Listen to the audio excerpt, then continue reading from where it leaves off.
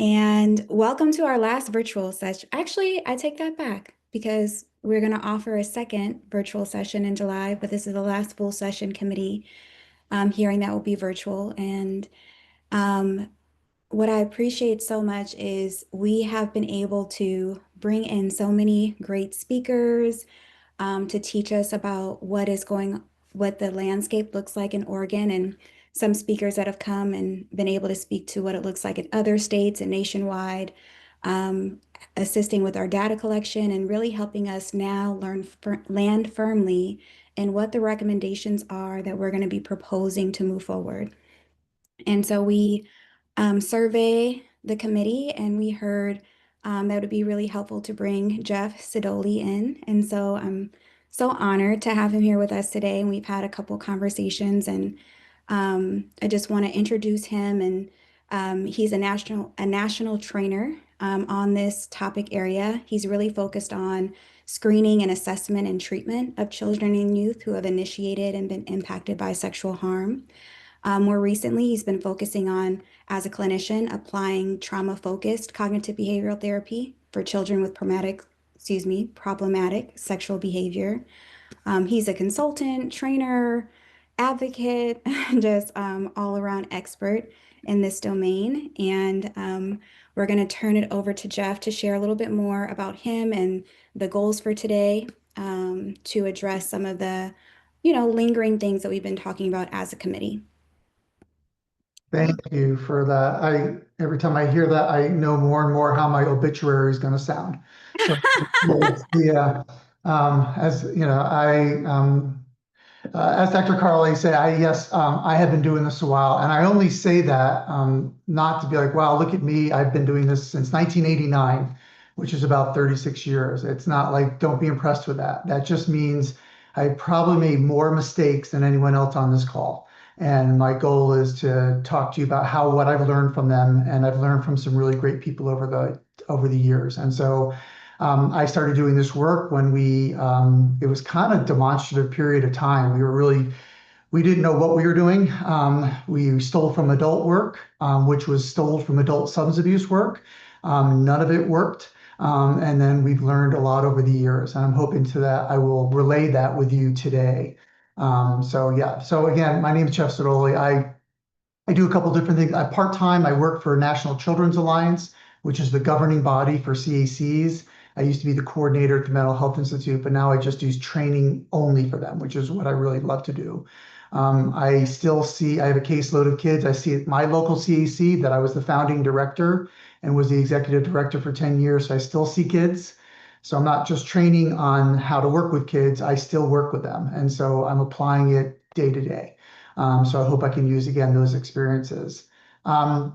I have an agenda today, but that being said, let me be really clear. I'm the type of presenter that really is very open to having discussion. There's a nice intimate group here. I am easily distractible. For you guys, it's morning. For me, it is afternoon. So my caffeine is worn off and my Adderall hasn't kicked in. So if you want to ask me a question, come off mute and jump on the chat. I've got it open so I can see it. You're going to see me move around because I'm using like 20 screens. And so I'm not having Tourette syndrome. I'm looking at different things. But please, please, please stop me and talk about. So I've got about 90 minutes, I think. And so I don't want you to wait till 89 minutes in and say, well, that thing you said in the first 5 minutes, Jeff, can we talk about that? Stop me while I'm in something and we'll do that. My goal today is to talk, one, about coordinated community responses, and that is using multidisciplinary teams. As having a CAC background, you can imagine I'm very pro for that. I'm going to talk about how we make changes, how we also, and what services that these kids get. And so I'm going to talk about treatment. Again, I started doing treatment back in the draconian days where we did really horrible things and did polygraph and we did plethysmograph and we did all those things on kids. And I'll talk a little bit about that. And I'll talk about what the research says. I'm a heavy research guy. Not that I'm here about statistics, but I'm here about how do you use it to apply it to the everyday work? So if you can't operationalize research, then it doesn't really help that much.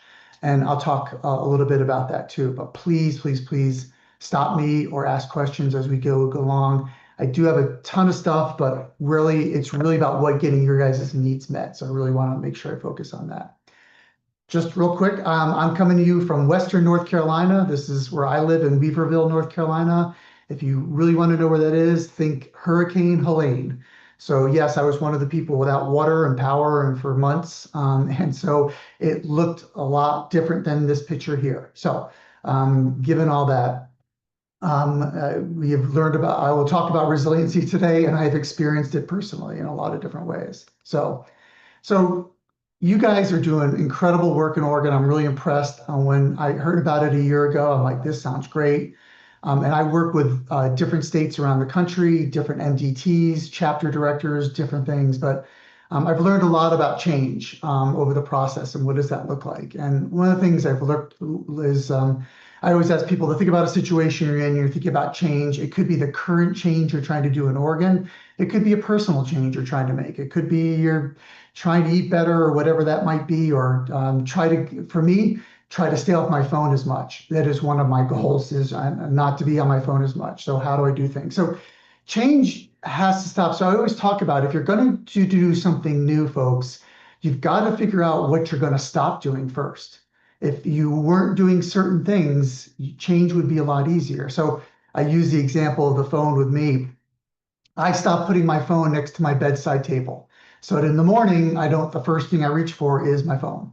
So I don't want to do that. On a bigger level, let's say if we're going to do treatment with kids who have problematic sexual behavior, we got to decide, what are we doing that we think isn't working, and stop doing that. Again, there's lots of ways to treat these kids. I'll talk about it. But if you're going to do something new, you're going to have to give up something old. This is the way habits form. For those of you who are at 30 or older, like myself, over 50% of your day is habits. It is, you think you are like actually thinking about everything you're doing, but we were built on habits. And so you can't change habits. People will say, oh, I'm just going to change you can't actually, folks. The research will tell you, you can create new habits that are stronger than the old habits, but you can't get rid of them. So you've got to figure out some strategies of things that you're going to change.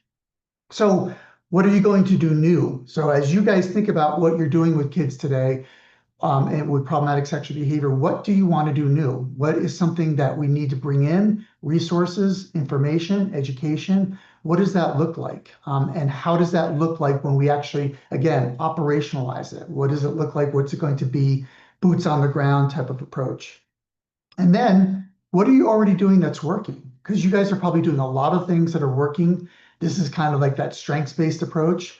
How do you maximize what you're already doing to continue to do it? So when I work with kids in treatment, I'll talk about this. I look at strengths with them. I want them doing the right thing. If they're doing the right thing, most likely is they're not doing the wrong thing.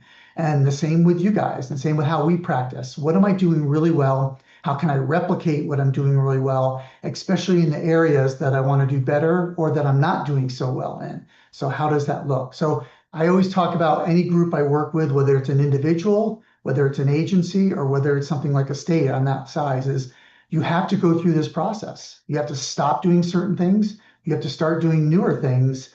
And then you have to figure out what you're doing that already works and maximize those things as you move across these kind of practices that you're doing. Because we tend to like really downplay mistakes and failure, but the research actually tells us if you make mistakes, you are more prone to be successful because you tend to understand and learn from those mistakes, and you begin to broaden your perspective. Again, failure is not permanent. It actually has a relationship. So I love this diagram by Liz Fosseline, and she talks about, you can see these learning experiences. Usually before you get a success, it's because you're either stuck or you've just been in a failure or you've made a mistake. And then that's where success generally happens. Again, if you look at the research, that's where you happen. So, they always use the old Thomas Edison example, right? That he, like 11,000 times he failed at the light bulb. He said, I never failed. Those were 11,000 attempts before I was successful. And so don't think about failure as this really bad thing. When I work with kids all the time, if I just beat them up for all the failures they did, they probably wouldn't make any successes. So what are the mistakes you're making? What are the mistakes you can learn from it? And how do we share that with each other? How do we be vulnerable in our own mistakes? As a recovering perfectionist, I am. I can tell you, perfectionists actually have the highest rate of burnout because we get so focused on what we're trying to do, we cut off all the other options. And if what I'm doing doesn't work, then I just quit and I stop doing it. You want to broaden your perspective. You want to keep all options on the table, or the relevant options on the table. You start narrowing it down, and you're really going to frustrate yourself, and you're really not going to get really far by doing that. So, and again, jump in anytime, folks. Like, no way, Jeff, that's stupid. I want to hear it. I'm very open to my own mistakes, so please let me know. So as I talk about communities or teams or agencies or individuals, if you're going to work with PSP, one of the things is you have to kind of, again, talking about change, how are you going to change your mindset around this? So one of the things is self-awareness.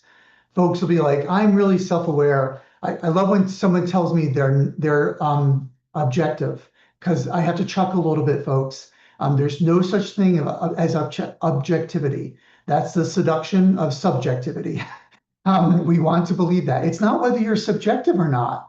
It's actually whether you're aware of how you're subjective, right? We all have beliefs and biases that we bring. I bring them all the time. And so like in my CEC, we actually practice talking about what those biases are and what that means. And like when we're staffing cases, like if all of us agree on something, one of us has to disagree. We could have an adult father who says, I'm going to molest my kid as soon as I see him again. And everyone's like, there's no way in the world this guy should have contact with this kid. Somebody has to argue against it. Someone has to say, yeah, he needs to have contact with his kid. I always say, if we're all thinking the same way, we're not all thinking. So how do we change our belief system and biases? We have to challenge it. And I can tell you, if you rely on yourself to challenge yourself, you will most likely fail more than succeed. So how do you build that in? Having good people around you. I hired a staff around me that dissented often and that would disagree with me because I wanted to have that. I didn't want people to agree. One of my clinicians said years ago, great, she said, no one of us is as dumb as all of us put together. And I use that saying all the time because if we're all thinking the same way, we're quickly going down a rabbit hole we want to be careful of. And also, so the Goldilocks approach. Tony Kavanaugh Johnson taught me this years ago back in the 90s. Don't overreact, don't underreact. Where is that sweet spot that we want to make sure we're working with these kids, that we're not saying, oh, it's just boys being boys, let's not worry about it. Or, oh, these guys are pedophiles and predators, we need to lock them all up. Those extremes don't go very well. We want to be in that middle place. And so how do we know we're overreacting or underreacting? And again, as a group, we're more likely to do that as we have that discussion. And we check each other's reality. Do not be your own sense of reality. It can be a dangerous place. I know for myself, it's a really dangerous place. So this is another big one. If you're thinking about working with these kids, we go, well, when I was a kid, as soon as someone says that, I have to say, stop. If you're not 18 or younger, do not use your own experiences. There's this thing out there, you might have heard of it. It's called the internet, and it is the bane of my existence. When I got into this work, again, not quite when the dinosaurs were around, but slightly after the meteor hit, I had to worry about two things, magazines and beta tapes. That was my biggest problem. Life changed a lot. In 1998, Google showed up and I'm like, what's this Google thing? And then all of a sudden my kids started showing me and I'm like, holy crap, this is a problem. And then in 2006, high-speed internet came along. So not only could they watch these images, they could download 10,000 of them in about 10 minutes. And so all of a sudden my kids are not only getting nudity, they're getting novelty. So they're getting this content and they're getting at a high rate, high speed. That's really the issue we're dealing with now is kids can click through a lot of images really quickly and get a lot of content. I think I can't remember if it was Kevin Creedon or David Prescott said, we might be raising a generation of left-handed clickers because they're moving through so good and they're also stimulating themselves to these images. So again, don't use your experiences. A lot has changed, folks, in a short period of time. And I can tell you, again, a lot of you have different levels of experience and knowledge. So I'm trying to be in the middle here with that. But I will tell you, the content on the internet for sexual material is really just in the past 5 or 10 years become graphically more and more violent. It is not 50 Shades of Grey or BDSM anymore. It is highly violent, aggressive behavior that these kids are getting. And I'll talk a little bit more about that. But please, please, please do not use your own experiences. What kids are going through today and what they're doing now. I was talking to some judge the other day, and he's like, "What's this body thing kids are talking about?" And I say, "Your Honor, the term is body count, and it means how many folks they've slept with." He's like, "What? What do you mean?" And so, unfortunately, there's a lot of education that needs to be done. Do not use your own experiences as a basis for what that might be. I thankfully have 2 teenagers, and unfortunately, they keep me up to date all the time. And if you've had a teenager or have a teenager, you would inevitably have this question you're going to have to ask your teenager, and I have, is, "Honey, how many pictures of penises have you been sent?" And if you're not talking to your kids about this, you should, because they will tell you they have. It's pretty rare. I think over 60% of females by the time they reach 18 have gotten a picture of a penis at some point. So if you're not asking, it's happened. The other issue that pops up working with this population is you can over-sexualize things. Looks, I don't want sex to become bad for the kids I work with. Years ago, I asked them to put in order. One time I was working with a bunch of kids, what is the best touch? What is the worst touch? And they said the best touch was no touch. And I went, oh crap, I'm really screwing up here. Sex, the last time I checked, folks, sex is still pretty nice and still a good thing. So let's not downplay it or minimize it. These kids are sexual beings. And when they go through puberty, the sexual being part really perks up. But they are sexual beings before puberty. I can tell you, my kids, they start self-stimulating or masturbating at a very young age. If you've had a son, I can tell you, when they discover their penis, it becomes the center of the world. And they may find it as the center of the world in the produce section at your local grocery store. So, talking to them and having that conversation, but don't be like, I don't want to shame them around that, right? So we really have to, again, this is kind of the Goldilocks approach too, that we want them to be sexual beings, but we want it to be in an appropriate manner. So what is problematic, right? This is the word that gets thrown a lot. And I know you guys have been dealing with this and what it means to be problematic.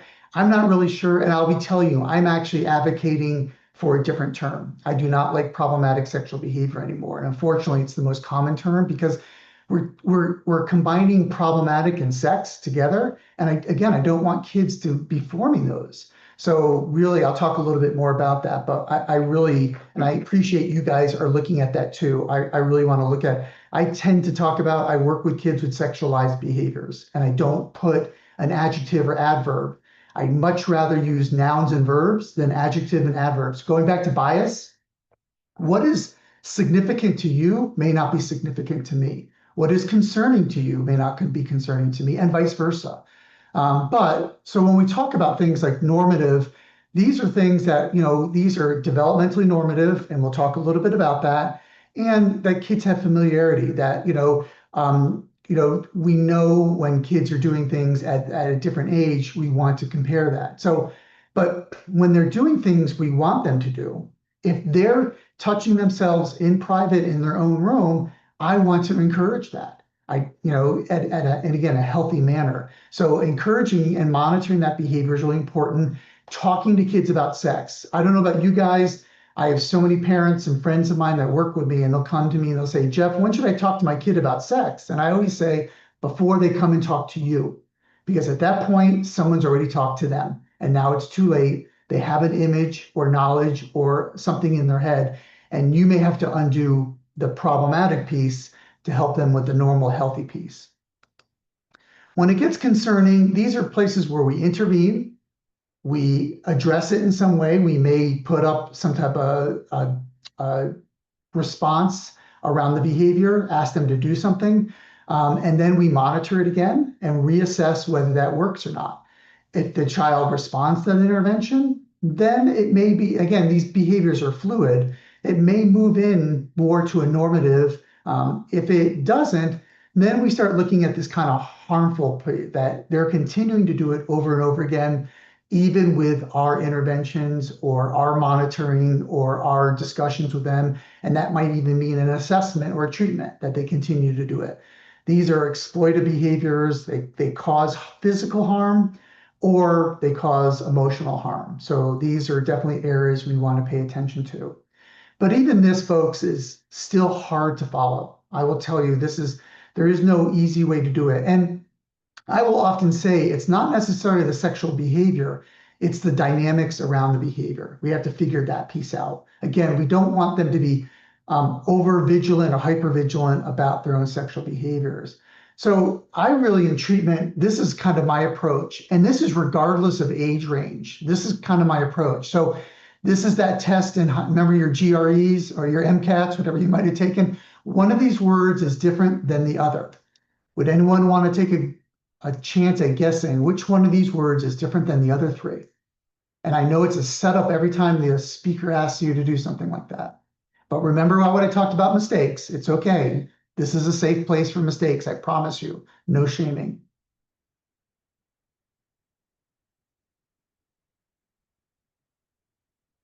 Anyone want to take a shot at it? Okay, no problem. No, I'll really, take no. a shot, Jeff. I wanted to step back, but I'll take a shot. Uh, Compliance. Okay, great. Thank you. I'm going to hold off unless anyone else has another one. Great.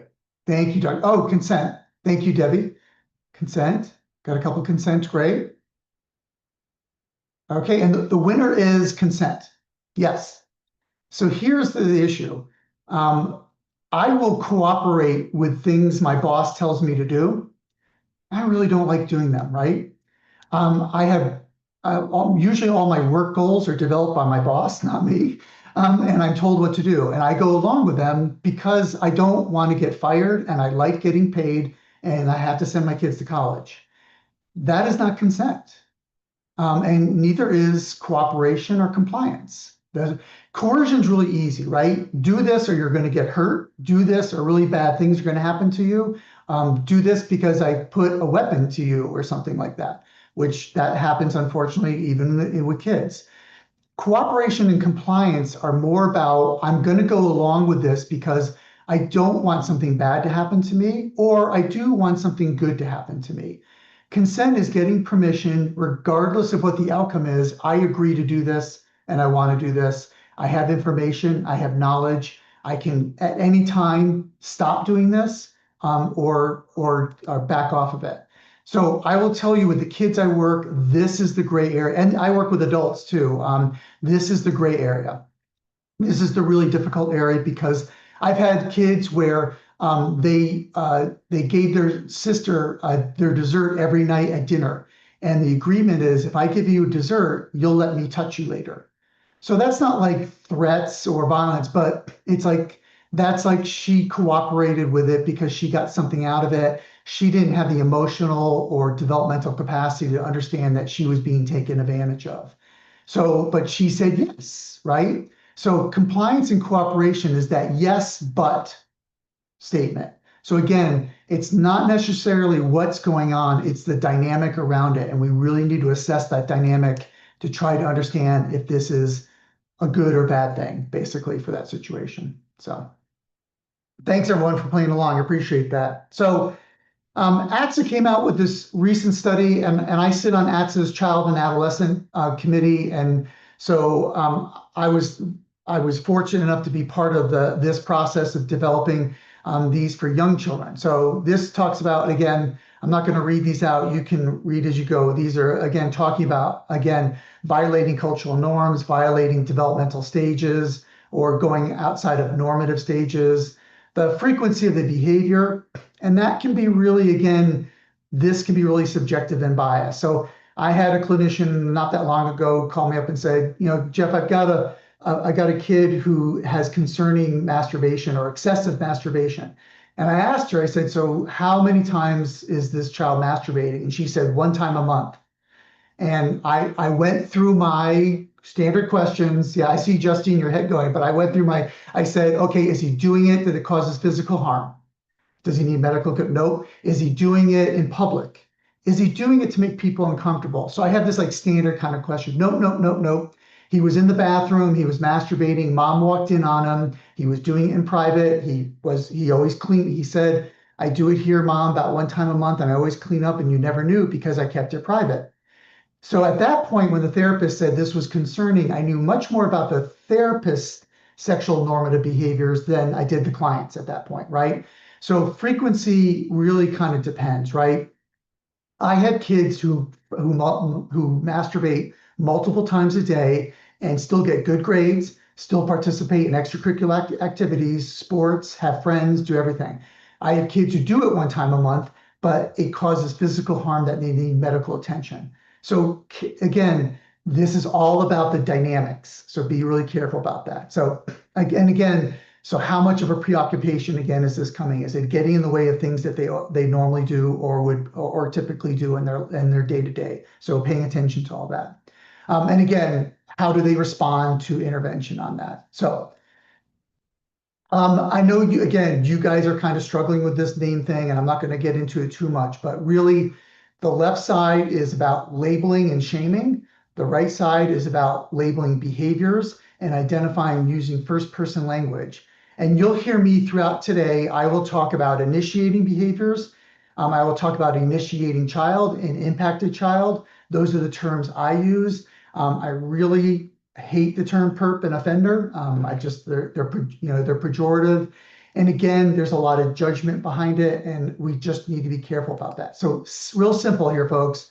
Don't use these. Don't use the left side. Use the right side. And even on the right side, I actually still like abuse reactive. I don't know about you guys, but I actually like that. Tony Cavanaugh Johnson coined that back in the 90s. And lots of times our kids, and we'll talk about this, our kids have experienced some type of abusive interaction or behavior or adverse experience, and they're reacting. They're generally reacting to these behaviors, and that's what we're seeing with them. So, okay, I've been talking a lot. Any questions, thoughts, disagreements? You guys can disagree with anything I say, believe me. So, okay, please at any time, if there's anything, let me know. So again, so the question is, how much is this going on? So when we look at some data that we have right now, we know based upon pediatrician and data within JAMA did a study that, again, depending on the study, roughly between 40 and 85% under the age of 13 are involved in some type of sexual, again, they're sexual beings, folks. They touch their body parts, and when they touch their body parts, guess what? It feels good. And when they touch their body parts and they're anxious, they feel less anxious. So paying attention to these pieces that's going on. When we look at like more mental health and care clinics that we have, they report about 6% of the kids coming in for mental health screening and assessment. 6% of them demonstrate, again, some category of problematic sexual behavior. And again, when you talk about this, mileage varies on what that means, but they're defining it as problematic. And then when you're talking about child advocacy centers, because I know you guys are working closely with a lot of CACs, roughly about, again, depending where the study you look at, about a third of the kids coming in, the cases of child sexual abuse, about a third of those cases involve two children. So that's a pretty heavy, significant chunk when you're talking about a third of the cases. Roughly in CACs, that's about 66,000 kids a year nationwide. So that's a big number. That's not a number to sneeze at. So we definitely want to pay attention to that. And then the gender makeup. We know actually in 12 and under, generally, it's about half and half, females to males. When they get into that puberty post 13 and up, it starts falling into like 90-10 range, 90% males, 10% females. But actually, we're starting to see studies that show 18 and up, it starts drifting backwards. It starts going back to about 70-30, 70 males, 30% females. But we have a gender bias, right? If I'm at the mall and I can't go to the mall without Xanax, you might be able to. If they're still in malls anymore, I don't even know. But when there were malls, if you're sitting there and you see a young girl with a baby and they're taking care of it and they check their diaper, you don't think that much about that. If you see a male holding a child and they check the diaper, you have a different change. You have a different perspective on it. And so there is a gender, the gender makeup does make a difference in how we pursue this. And we know reports in the juvenile justice system, we know there's a significantly less percentage of females are adjudicated compared to reports coming in than with males. So it definitely has a makeup that we see in that. And this kind of comes from the Bureau of Justice Statistics. This is looking at the age at which sexual crimes occur. And yes, based upon this, folks, the age of 14-year-olds initiate the most number of sexual crimes in this country. So it peaks really young. And you can see it kind of drops over time. There's a little bit of steady, it kind of goes back up mid-30s and then drops off right about like late 70s or mid 70s, because that's when usually grandpa retires and has a little more time around the kids and it goes back up. But 14-year-olds are initiating the most of this. And so you think about puberty onset, you think about exposure to sexually explicit material and what's going on. There's a lot of factors that can go into this. But again, this is a number we want to pay attention to as we're going along. So sexually normative, and this is a really kind of potent subject because, again, talk about subjectivity. When we talk about this, statistically normal, what we know is most adolescents, by the time they're 16, most adolescent boys have engaged in either oral, anal, or vaginal sex. But a little less than that with females. So statistically, we know that. Developmentally normal gets really hard because, again, there's this internet thing, and the internet thing has really screwed that up because we know by age 11, kids have seen over half the kids in the country by the time of age 11 have been exposed to some type of sexually explicit material. And again, this isn't the old guy shows up with a pizza, knocks on the door, and they're having sex 5 minutes later. This is strangulation, BDSM, violent, aggressive scenes. So developmentally normal gets really difficult when we try to figure that out. And then we talk about what's unhealthy, right? Again, what's harmful physically, what's harmful mental health wise. And we still don't do a really good job of this because we're trying to measure that and we don't have great systems built into that. And then obviously what's harmful, right? We know when kids are getting, there's something diagnosable on the mental health side, or there's physical harm that requires medical attention or some type of response. We know that's harmful. I always have illegal at the end because people are like, well, Jeff, isn't harmful and illegal or even unhealthy together? Not so much, folks. We still live in a country where there are 12 states. There is no minimum age for a child to get married. That means a parent can, with consent, can grant 10-year-olds the ability to get married to a person of any age. I live in a state, North Carolina, where it's 14. With a parent's consent, they can basically marry anyone at any age. I had not that long ago, a case of a 15-year-old mom, 32-year-old dad. The child had multiple fractures. I was asked to evaluate to assess the family. And I walked into the room and I said, you got to be kidding me. I've got two victims, a child and a mother, and I've got an adult perpetrator. And they're like, no, we're assessing both the parents as potential perpetrators. I'm like, no, this is a 15-year-old child. So again, what is illegal in this country? We still aren't so good at that, folks. And it wasn't that long ago, there were some states where the minimum age for consent for sex was 13. It wasn't that long ago that New Jersey was one of the last ones to bump that up. And there are entities out there like NAMBLA. Everyone familiar with NAMBLA? North American Man-Boy Love Association. They are registered in the federal government as a lobby. This is a organization that promotes, their slogan is no sex by 8, it's too late. And they are a federal national lobby. and they lobby for the lowering of the age of consent. And they hide behind LGBTQ and say, you are discriminating against us because we want to exercise our own sexuality. So when I say illegal, folks, we live in a country, we're still really screwed up illegally. We don't really know how to handle that. We don't even know how to handle sex in this country, if you haven't noticed. Again, we have access in the internet to things. This is a country where the first time you could mention penis on TV, I'm showing my age again, I'm sorry, but it was the Wayne Bobbitt incident. Anyone remember that? That was 1989. And it was a domestic violence situation. And Lorraine Bobbitt cut off the penis of her husband, who was a domestic violence, and threw it out the window. That was the first time we said penis on TV because we did something violent to it. Yes, thank you, Ellen. I feel a little bit more validated. Someone else remembers that. But yeah, that's the kind of country we live in. At that time, they showed daytime rape scenes on soap operas, but we couldn't say penis. That was going too far. So this legality piece and what's normal gets really difficult too. So again, let's talk about some other ways we different age difference. Yes, there's a chronological age, and in some states, again, it's not a sexual crime unless you have more than 4 years age range between children, which I'm not arguing to adjudicate kids, but it's not like if a 26-year-old and a raped a 25-year-old, we'd be like, oh, there's not 4 years difference of age, so we can't charge that. So it's one of these things we kind of hold on to. And then again, obviously developmentally, I have had 11-year-olds take advantage of 16-year-olds because the 16-year-old is operating at an 8-year-old level. So we really have to really dive down into what that age difference means, both chronologically and developmentally. And then play.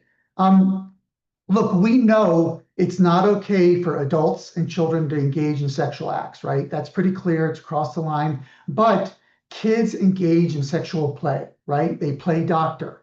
When they start playing OBGYN, it's a little different, right? And so we want to be paying attention to that. And because kids can't consent, we have to really, again, going back to that, compliance, cooperation, how are they assenting? What is the agreement? What's, again, developmentally, do they understand agreement between each other? And what's the reciprocity here? If it's only one person that's getting something out of that play, then we need to pay attention to that as well. And then obviously the adverse responses, both behaviorally and emotionally, what does that look like? Sometimes it's difficult to pay attention or understand that, but we have to pay attention to that. Again, how long is this going on? How much is it occurring? How many times? And what is the reaction from both children? Because sometimes it's actually the initiating child that gets dysregulated afterward. Kids will talk about that their own aggressive or unwanted sexual behaviors that they initiate cause them trauma. Because they know it's wrong and they feel bad and guilty about it, they can actually have their own trauma from that experience.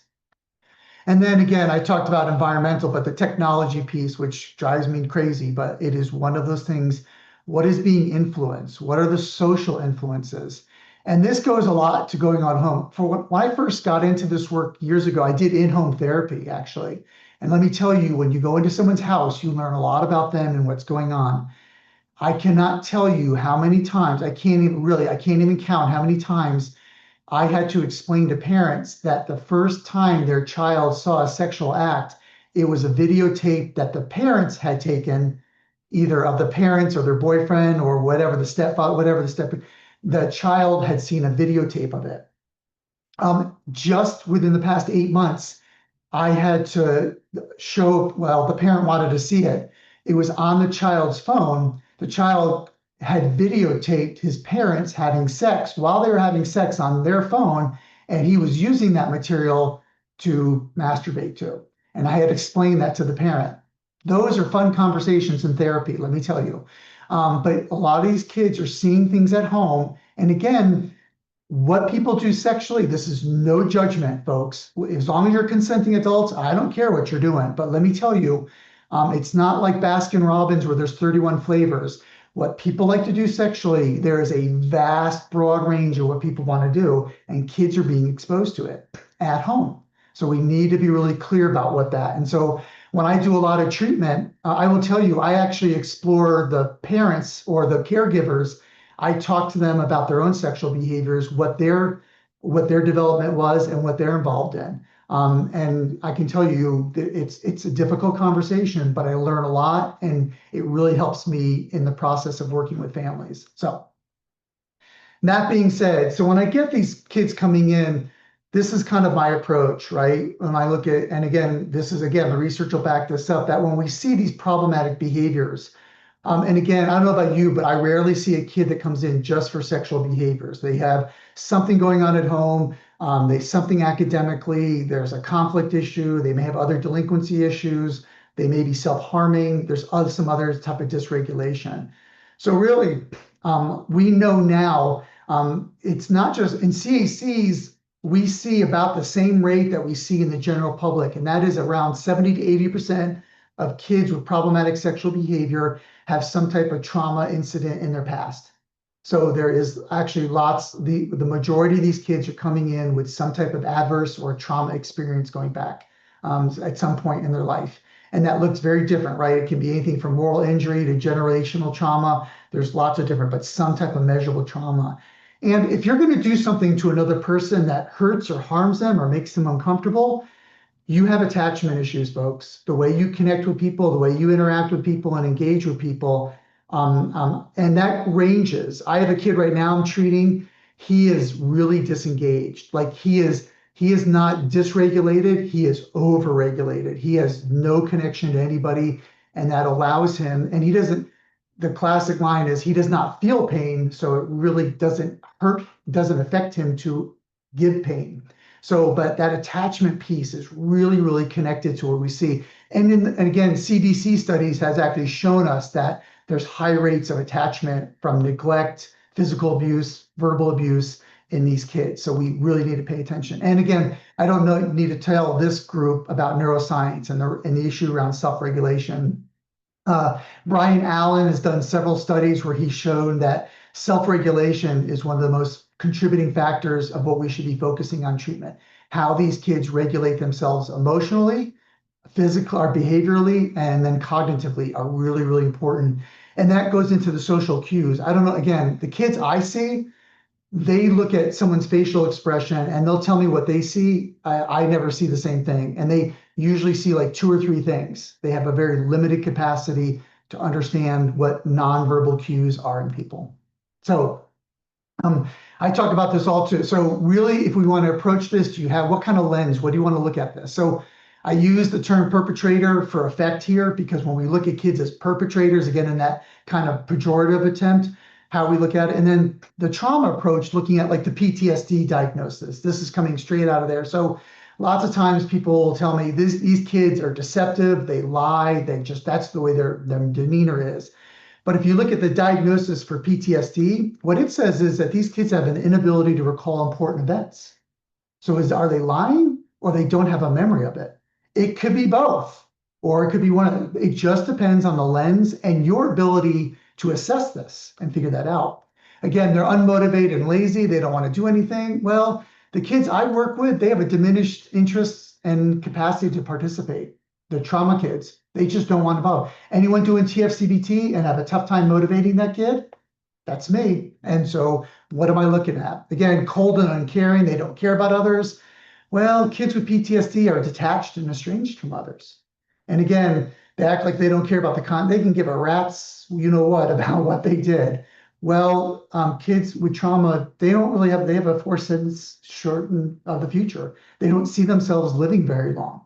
And so again, what do you want to see? Again, go back to your bias and judgment. You see what you want to see. You don't necessarily see what's actually going on. So the truth is not something you are there to prove. The truth is something you are there to figure out what it is. And those are different approaches. So how we do that. So again, my approach on this, I'm really pushing is I don't look at these behaviors as problematic. I look at them as they're symptomatic. So again, yes, there's aggression, disruptive behaviors, and there are kids, again, there's that 20, 30% of kids who don't have trauma, and they do have these kind of disruptive, they're oppositional defiant, or they have behavioral issues. But 70 to 80% of these kids, those behaviors are symptomatic. It's about dysregulation emotionally, and then they're acting it out.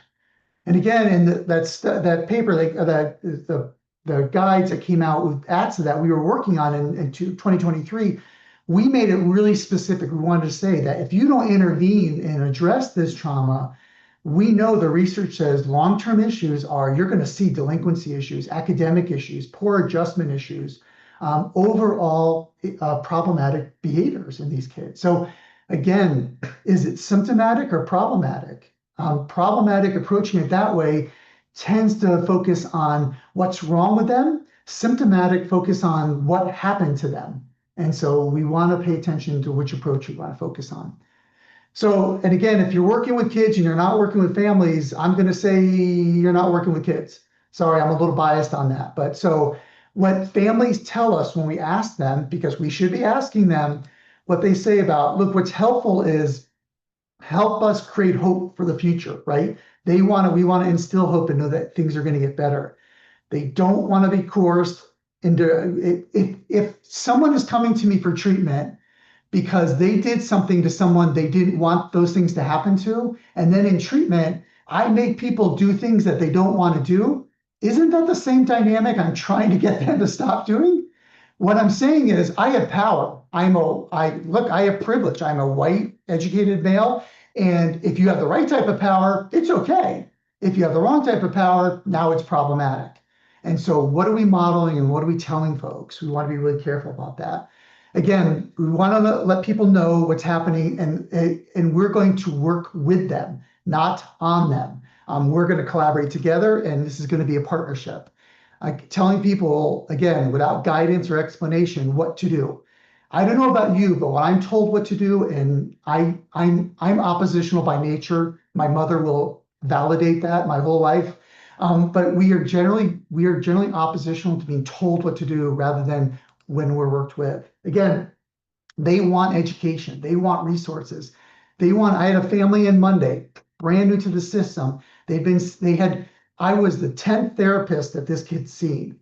So you know how much crappy therapy I had to undo? They wanted to know that they were going to get something. They were going to get skills. They were going to get education. I was going to tell them, not tell them, but work with them on how they could do things differently. And again, not assume that they know how to do things.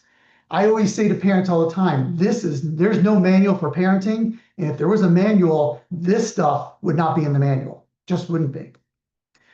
This is a great paper that was done on CACs talking about what families talk about when they come in with kids with problem. These are the actual things people say. They ask about, families are like, and this is what I want MDTs to pay attention to. So if your MDT isn't doing this with families early, these are the things parents are asking for. Who do I call when these things happen, right? Who do I need to tell this to? Do I need to tell everybody? Because you have families that tell everybody and you're like, whoa, whoa, whoa, Goldilocks approach, right? Not nobody, but not everybody. Do I call the police when this happens? Do I call the hospital? Do I call a therapist? Where am I going? If I do call somebody, who's going to show up in my door? Are they going to take one of my kids, all of my kids? What's that going to look like? And am I going to be able to keep my kids at home? Or do I have to pick which kids? The old Sophie's Choice, right? Which kid do I get to pick from? And so these are the things parents have anxiety about, and we should be paying attention to early on, getting information to them on how to do things. So you guys can take a look at this. I have this document. I'm happy to share with. This is something the national work group at NCA developed years ago. And it basically is a decision tree. The left side are services, mental health, otherwise. The right side is investigative or legal services. And I'm going to kind of go through this. But as you have questions, let me know, but I'm going to provide this with you. Lots of times the first question I get is, do we forensically interview kids with problematic sexual behavior? And my response is, what is your protocol? We have national protocols on how to do it. You know, CACs know how to do it, folks. If they're coming in with a problematic sexual behavior, they've never disclosed any neglect, abuse, physical, sexual, whatever it is, then we don't do forensic interviews on kids we don't suspect abuse and neglect. We don't go fishing for these things. So we don't want to use it because they can self-incriminate. then we violated their constitutional rights, their client rights, and probably confidentiality issues around that as well. So again, we tell kids right up front, this is for what happened to you, not what you did. If they start doing it during the interview, we stop the interview and we remind them. If they continue, then we stop the interview altogether and we regroup as a team and we figure out what to do. So, oh, thank you, Jen, for putting that up, increasing the minimum age. Yeah, please, God. Speaking as a father, I'd increase it to 25, but 18 I can live with. Yeah. So again, if you're going down the investive route, okay, and oh no, sorry, yeah, so it requires that consider a trauma-informed approach. I noticed there's some law enforcement here, and I love working with my law enforcement folks, but right now we don't have a national protocol on how to interview children and adolescents that have initiated these types of behaviors.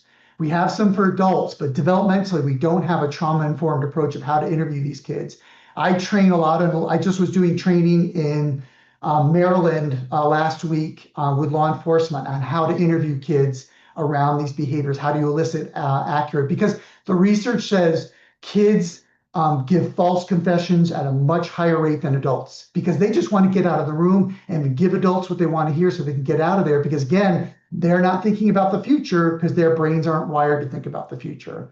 So how do we work closely together with have law enforcement and mental health? Because there's a lot of stuff we can learn. I had years ago how I got involved in this. I had a law enforcement guy come to me and he's like, I've got this autistic kid I'm interviewing with, and I keep trying to joke with him, but he's not getting it. I'm like, well, yeah, he's autistic. And so when you said in the interview, boy, you got to be careful about doing that. They'll hang you high. Your autistic kid literally thought he was going to get hung. You can't say things like that. And I explained that to him. I gave him some strategies. He went in and interviewed the kid, had a totally different experience. And that really kind of started my whole kind of path of working with law enforcement. And I love doing that. So again, consider having a criteria of criminal investigation just for PSB kids. I think you'll get a lot more, you'll get much more, you're going to get more flies with honey than with vinegar in this approach. So again, when you're talking about law enforcement, there's kind of two phases here. So there's this report phase, right? Where patrol officers or school resource officers have the report happens at school or patrol officers have to show up to the home. They're like the first point of contact. The really good news is NCA, we're working on actually like a minimal fax card that's just about done. That's going to be available to any MDT to use with their law. It helps them kind of like on the spot when this happens. How do I get enough information to determine which way to go without messing up a potential investigation, but getting enough information to create safety and get the right resources available? So that's coming out real soon. And that will help that in that gathering, evidence gathering and determining safety. When interviews come in, that's usually the investigative officer. And I'll go back to, it'll be really, really good if we could talk about developing protocols for interviewing these kids. I talk a lot with prosecutors and I talk about whether to adjudicate or not. So here's, again, the research says kids who are adjudicated do not do better in treatment than kids who don't. Leverage does not help, does not make better treatment outcomes. It really comes down to engagement. And most of the time, my experience, again, is we adjudicate not because of the kid, but because of the parent. They just don't want to comply and we feel like that's the leverage we need. But those are, again, great conversations to have an MDT about what's the benefit. What are options? Can you do diversion? Diversion contracts work really well and diversion works really well. Kid doesn't get a record. They tend to have this as a little bit of a leverage in the background, but they don't have to worry about going through the legal system. So what are the legal options? Sometimes they defer the sentencing or disposition. That's an option as well. And then really what it comes down to is not what the risk for this kid to do it again, is what resources do we have? And so educating our prosecutors to what the treatment is and how it works. Most of the time, they don't even know what the recidivism rates, and we need to be giving them that information and what that means. And I'll talk a little bit more about that too. This is, and I realized I forgot to fix this because this is a QR code and I cut off the edges, so it doesn't work. I'm going to put in the chat later this document. So I apologize, but Paul Stern is a district attorney. out of the Midwest, and he developed this for prosecutors, and it's an empirically based approach, right, for prosecuting. He really talks about treatment and trauma and how we should. It's a really great doc. It's written by a prosecutor for prosecutors, so it uses that language. So I will share that with you guys later. And if you ever get the unicorn to show up, I rarely got to talk to judges, but when I get to talk to them, because ultimately they make the decision of what happens with these kids. So these are the things I talk about with judges is, does this kid have previous experience with the law? Do they have a record of other criminal behavior? Because we know those kids tend to be a little bit more need heavy and need a little bit more resources. Again, the caregiver or adult support, what is it? How do we know if it's going to happen? And what does that look like? Again, not only availability of the services, but educating the judges, what is good treatment? And I'll talk about that in a little bit. And then legal counsel. At my MDT, the public defender comes, and the DA fought me on this for years, but I said, look, in court, the only one arguing for this kid and arguing for services is often their attorney. If they don't know what to argue for, that's really putting the kid at a disadvantage. We want someone to advocate for the kid and what they need and what they're doing. So I love to show this to folks in the legal system in juvenile court, but this was a study done by Michael Caldwell. He did a 5-year follow-up on, and this was his terms, folks, not mine. These were non-juvenile sex offenders up here, about 1,800, and then juvenile sex offenders, which the terms he used, and there was about 250 of those kids. So he wanted to see in 5 years at what were these kids were doing in recidivism. What he found is any offense, this is actually really high. So don't go to Wisconsin. They clearly have high recidivism rates in Wisconsin, but he found that both were recidivating fairly high for different types of things. In the felonies, actually the kids with sexual crimes were recidivating at a higher level than the kids with non-sex offenses. And then when they looked at sex offense recidivation, there's really no statistical difference there at all. So, judges will say to me, so you meaning kids who come in for a B&E are just the same risk? I'm like, yep. By statistically, they are. Now, the good thing is these are low numbers. So let's be happy about that. But the fact of the matter is these kids are not specialists. They are not perpetrators and pedophiles, and they're going to go on to do this as adults. We know this, but the research will tell us they're not specialists. They're juveniles, and juveniles make bad choices. I've raised 3. I can tell you they make bad choices. But let's not pathologize it or criminalize it. Gets us into a lot of trouble. And so this was Michael Caldwell's classic study that still holds up over time. He looked at a lot of kids over the course of 80 years. I didn't even know he had data going back to the 1930s. But basically what he found in the last 15 years of the study is that treatment, that kids going in services were at a really low recidivism rate, right? So we have to pay attention to that. The really important number here to pay attention to is that his study showed that kids who entered into treatment but not necessarily finished it had low recidivism rates. So we keep saying like we have to focus on recidivism rates. I'm going to tell you, you don't. The research says that when we find out about this, that is the biggest desister of these kids doing it. So when we look at evidence-based, most of the research on evidence-based treatment is on whether they stop doing it or not. Folks, this is low-hanging fruit. And the reality is that if a kid shows up to 1 session or 30 sessions, the recidivism rate is the same way. Now, don't shoot me here because I'm not saying not to do treatment. What I'm saying is if recidivism is your main factor, is what you're focusing on in treatment, you're narrowed your scope way too small. We need to be broadening looking at it. It's low-hanging fruit. And the fact of the matter is recidivism shouldn't be our main focus because the non-sexual delinquency is much higher and much more significant. And again, we're going to look at the research that supports and what should we focus on to address those types of things. So real quick, because I know I'm running out of time, I'm going to cut through a few slides. This is just around MDT. You guys are going to have these slides, but really focusing on these things. How do we promote accountability? Stop holding people accountable, folks. If you're doing that, you're wasting your time. You're doing all the work. You're not teaching them anything, whether it's a kid, a colleague, or anyone. Stop holding people accountable. Create accountability.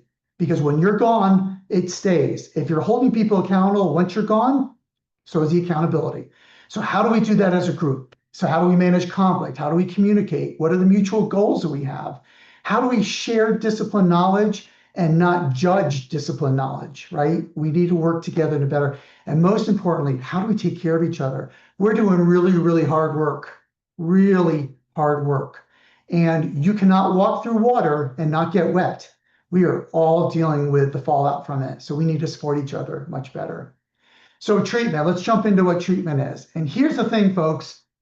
We talk about research and evidence-based. The most evidence-based thing we know is the relationship between the client and the therapist. That is the most evidence-based.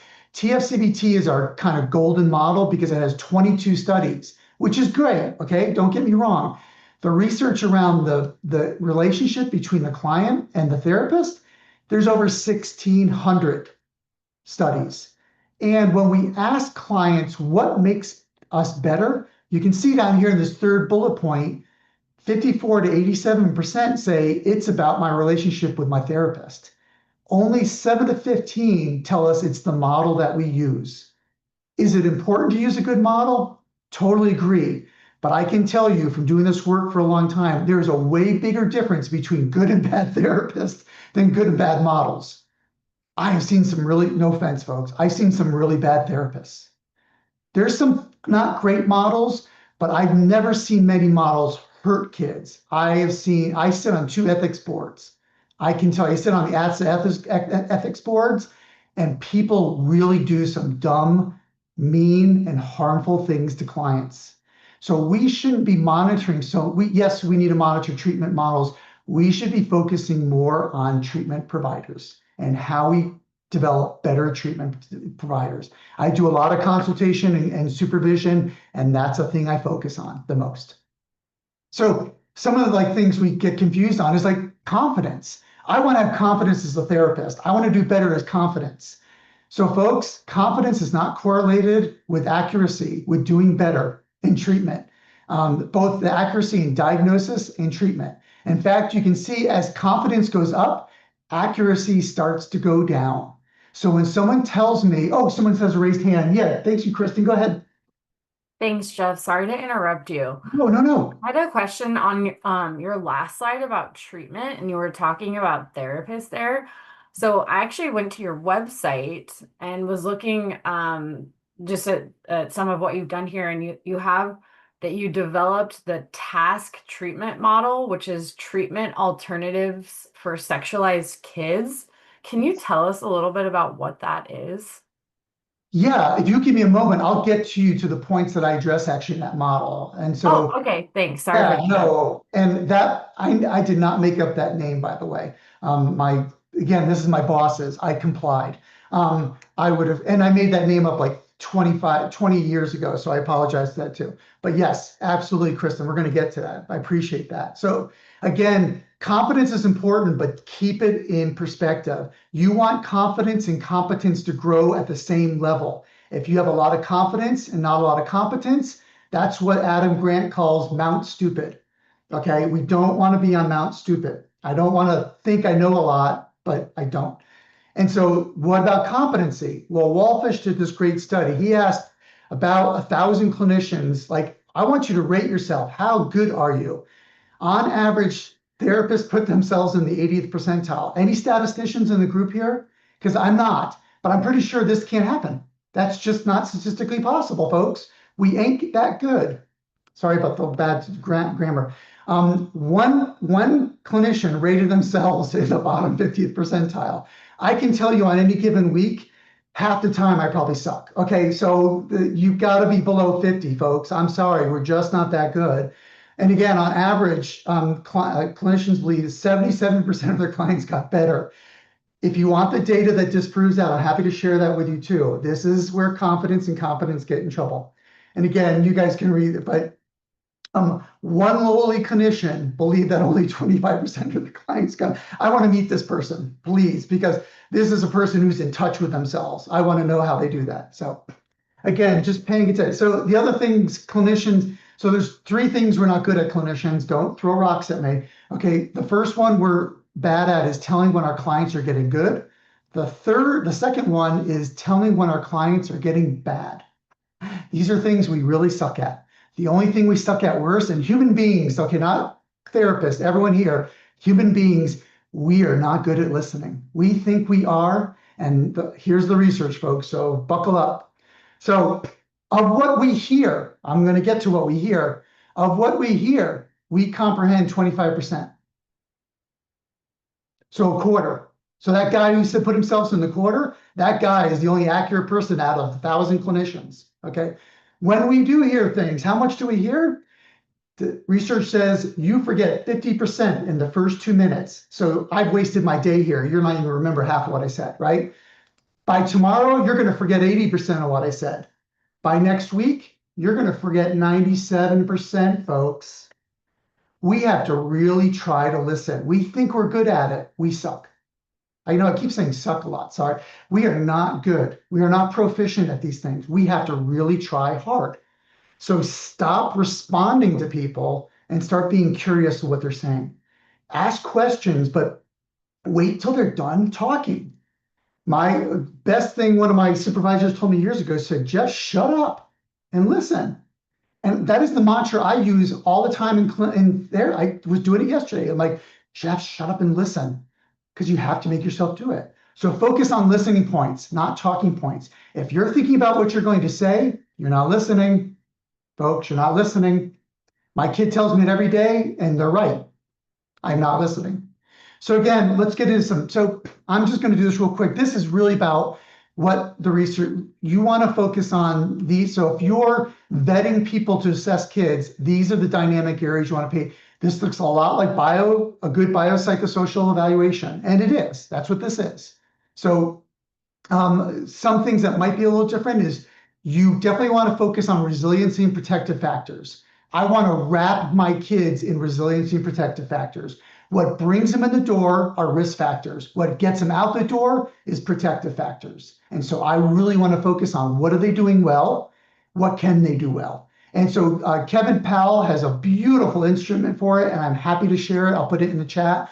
But he has the risk and protective factors. He has research behind it, and it's a great one. And it really focuses on has it and potentially has it. Kevin is the king of strengths-based. And it's a wonderful instrument. I'm happy to share it with folks. Some other things to consider is that obviously trauma history. I bold that because again, most of these kids are going to have some kind of trauma history. The other one that people don't necessarily do is the sexual history. And we did it so much with our PSB kids at our clinic that all our TFCBT therapists, I said, look, if a kid's been sexually abused, you probably should do a sexual history on every kid. What is their history? What is their beliefs and values around sex and sexuality? What's their interests and knowledge? So doing that, but this is the art form of what we do in treatment. Talking to kids about sex. I used to go to parties and people say, what do you do, Jeff? And I said, well, I talk to kids about sex. And everyone would run away from me, right? My wife would tell me all the time, this is why we don't get invited, Jeff. And only a few people would hang out and talk to me, and they were kind of creepy, and then I'd have to leave. But the key of talking to kids about sex and sexuality is an art form. And so we really need to focus. We practice this in my clinic all the time and what that means. The other one really quick, and I actually do a whole training around this, is medical concerns. The DSM, everyone knows what the DSM is, right? Done something mean. If a kid's done something mean, we take it out and we give them a label. By Friday, I'm on 4 chapters. But every DSM since 1973 has said, do not diagnose until you rule out substance abuse and medical conditions. Now, I work in a children's hospital, so I'm lucky, but there's lots of things like seizure disorders, head trauma, allergies, food allergies, all types of things that can look like mental illness. So before you diagnose, slow down and make sure we got everything covered. So I'm now going to jump to some of what Kristen was asking about. So what does the research focus on? And these were some of the things, and I'm going to get a little deeper, what I focused on in the treatment model that I developed in the TASK program. And I've subsequently updated this a little bit. So the research, again, a lot of the kids I work with, and I'm sure the kids you work with, are not the most socially adapt in what they do. They're not very good. I classically get the kids that they say they get along really well with younger kids and adults, but not kids their own age. And I'm like, okay, so these are kids with low social competence. So I really want to weed that into the treatment. They tend to have attitudes that support abusive type behavior, and that could be sexual or physical, but there's generally parent-child issues going on, whether it's communication or conflict. Again, self-regulation, really what that means. And that, again, that could be emotional, cognitive, or behavioral, or all three. Healthy relationships in sex and sexuality. My kids don't know anything, and what they do know about sex and sexuality ain't the good stuff. It's really bad, and we really focus on that. And then again, that non-delinquency, non-sexual delinquency stuff with these kids, they tend to get in trouble for other reasons. Implementing those protective factors while mitigating the risk factors. I'm not going to read all this stuff, but the victim awareness stuff, empathy, actually, people were like, oh, you have to focus on empathy. The research says empathy is not connected with risk, and it's not connected with sustainable treatment outcomes. Do I want to get to empathy? That's kind of good. I like to. Have you met an adolescent? Empathy is not in their developmental wheelhouse, folks. They're narcissists and they kind of focus on themselves. But can I get them to focus on the impact they have on other people? Yes. And so if I can get to empathy, great, but I really want to focus on that impact part. So, Kristen, this is where I kind of get in. If you're not individualizing your approach, because if you met one kid with PSP, you've met one kid with PSP. There's no bottled, no canned treatment here. Every kid gets a different approach.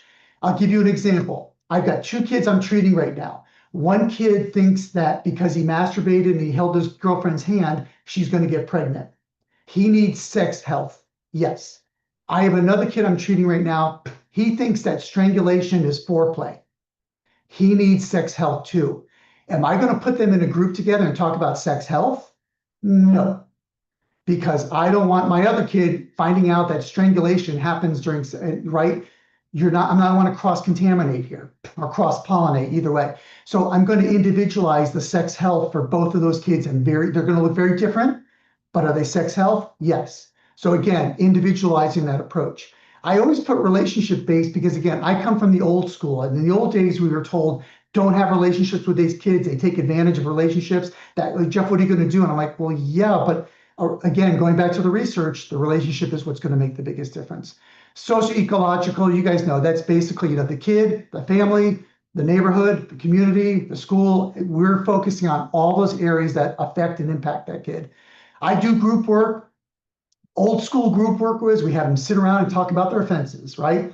My name's John and I'm a sex offender and this is what I did. Oh my, yes, I did that, folks. I apologize. I've been apologizing for 2 decades because I haven't done that in a long time.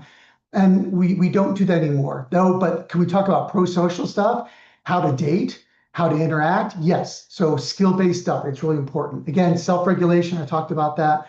Trauma-informed. If you're talking about empathy, if the kids haven't experienced empathy, how do I expect them to demonstrate it? If they haven't experienced accountability, how do I expect them to demonstrate it? Outside in is how this is going to happen. So being trauma-informed and focused is really important. Strengths-based, I have a great document I'll share with you too. It's called 41 Strengths-Based Approaches that Kevin Powell developed. I love it. He's the same guy who developed the Protective and Resiliency Factor Scale. So I will share that. But being strengths-based, again, if they're doing the right thing, most likely isn't they're doing the wrong thing. And that's what I want to focus on. If all I do is tell them stop doing this and stop doing that, like relapse prevention, I'm going to create an anxiety disorder on top of what they already have a problem with, because all they're going to be is nervous about what they're going to be doing. I want them to do it. If they're having pro-social relationships, they're not having violent relationships. So I want to focus on, again, the development in the context of life experience. So what is that kid's experience within the context of what is his development within his experiences? It's not nature or nurture, it's nature through nurture. What they got dealt, the cards they got dealt, and what the experience is that shaped who they are. And of course, family focus. I do conjoint. So I do kid a third of the time, parent a third of the time, and then kid and parent together. That's how I do treatment. And that, for me, that works best. If they're older adolescents, it may be more the kid, less the parent, but there is no kid I see that I don't do family or parent work with. And again, I was talking about that approach and attainment goals. Do the right thing compared to escape and avoidance goals. Don't do a bad thing. Yes, I want them to not do bad things, but more importantly, again, I want them to do the right things. You guys know this because this is your state, and these are the guidelines here.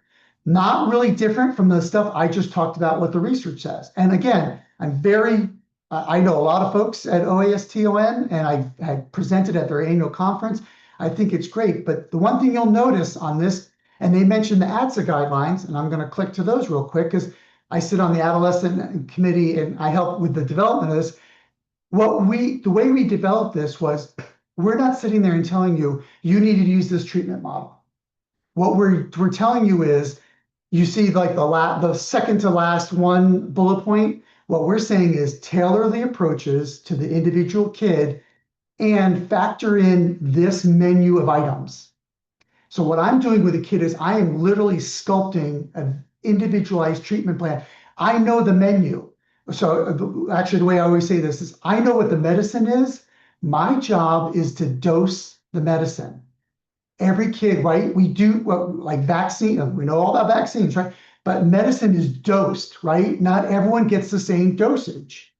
Our job is to use the right medicine. We know what that is, but more importantly, dose that medicine to that individual. So matching the need and the resource, because God knows we do not have enough resources. So let's match them right. I don't want to give a Band-Aid to a gunshot wound, and I don't want to do surgery because you coughed, right? So we want to pay attention to how to do that. So going back to your point, Kristen, these are my treatment program at TASC. When a kid came in, we front-ended services on the assessment. I do a prolonged assessment. It usually takes me about a month to do assessment. And then from that assessment, I sculpt an individualized treatment program. John needs sexual health that addresses his pornography use because he reports that when he's anxious, he views pornography to manage his anxiety, but it stimulates him to engage in harmful sexual acts. I know what that means rather than say, John has a problem with pornography. Those are very different statements. I'm very specific. Like people say, this person needs help with regulating their emotions. Folks, we all need help with regulating our emotions. I do after this, believe me. And so when I say John needs help regulating his anxiety because he's using sexually explicit material to manage it, and we're going to intervene with body sensation or sensory processing issues to help, that is very specific. Stop using adjectives and adverbs and use nouns and verbs. When you say they're masturbating to the point it causes bleeding, I know that's problematic rather than saying it's problematic. So at the TASC model and the current model that I use now, Kristen, that is the structure of my treatment. I set up treatment goals that are very specific to the kid, and we use, just like you do in TFCBT, we measure symptoms and we know when we're done. Because the worst thing you can say to a kid is, well, we're going to start treatment and I'll let you know when you're done. A kid told me years ago, treatment is worse than school. And I said, crap, treatment is worse than why? He's like, because you finished school. I went, yeah. So listen to our clients. They have a lot of great knowledge. That's really helpful, Jeff. I think the reason I asked about that, it's more clear to me now that you're really proposing sort of an individualized approach, right, to meet that individual child or youth's needs. But because that task has treatment alternatives in the title, I thought that sort of suggested that perhaps there was a different pathway than treatment, and that's not what I'm hearing. Well, the pathway is defined by the individual kid in front of you. They'll define the pathway. That's the goal. So yes, it is. So each kid is defining their treatment and what it looks like. The other thing we know in the research is clients do better with self-directed goals than the ones we give to them. Going way back earlier, right? When we talked at the beginning of the presentation, I talked about I do better. Do you want them? Yes, they generally come to me in a compliant manner, right? They have to comply with treatment. But if they're not going out the door consenting, I have failed as a treatment provider to provide adequate treatment. But consent comes with their autonomy as part of that process. If I do not weave in their autonomy into treatment, I'm screwing up. Again, I'm spending my whole time holding them accountable, not teaching them how to be accountable. When I'm gone, they can do it. And that's the goal, right? The goal is when we all go away, this kid is thriving. That's the goal. Not stopping, because I don't have to do much to have them stop doing problematic behavior. I want them thriving. So yeah, yes, thank you for that point. I appreciate that, Kristen, very much. So again, I'm not going to go through all this, but Kevin has this great, I will give you this document. He breaks it up into these areas. And this is the provider. This is us. This is not the kid. This is us developing assets. This is us developing an optimistic attitude with the kid. And how we as providers do that. And how do we maximize their intellectual development, whatever they are at.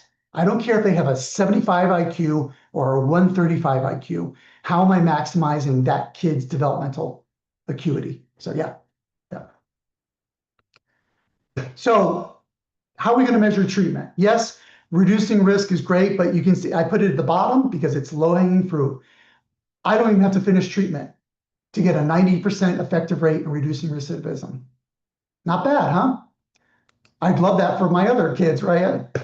Treatment goals, again, that create positive growth, that are, again, attainment and approach goals, and they're client directed. I want to reduce adverse experiences. A lot of the kids we work with live in homes or environments or communities where I can treat a kid for burns, but if I put them back into a burning house, that's not really going to help them. I really need to think about, again, socio-ecological approach, how to do that. And again, client-directed goals. And that means parents too. And look, I know kids come in and say, I just want you people to get out of my life. Fine, I can work with that. Let's talk about how to get me out of your life. I will get out of your life, and I'll tell them, here's the end. Let's design the path. It could be path A, B, could be path X, Y, Z, whatever that is, helping them define it. So again, I really talk about doing pre and post data on kids. So yes, focus on risk, but don't get too caught up on this because again, 97% of these kids are not going to recidivate. And here's the other thing is the research is so diluted. We don't know the difference between the 97% and the 3%. It's really hard. We're not really sure why those 3% recidivate and the other ones don't. We just don't know yet, folks. I'm not saying we're not smart enough, but we haven't gotten there with the data. But again, protective factors are the cure.